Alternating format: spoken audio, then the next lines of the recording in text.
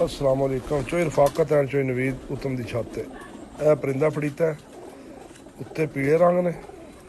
यह मादी जनाब मोहर लगी है, इनू जिस भाई दी होवे लैके जा सकते। एक जनाब है फड़ीता है दूसरी साइड तो यह रंग, इनू मोहर लगी है।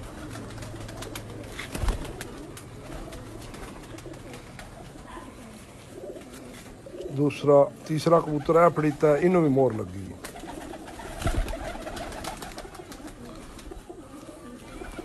चौथा कबूतर है फड़ीता है, इनू भी मोहर लगी है।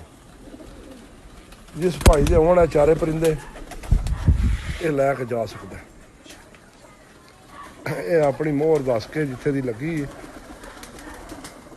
ये लैके जा सकता है। चोई रफाकत एंड चोई नवीद उत्तम। मौसम खराब।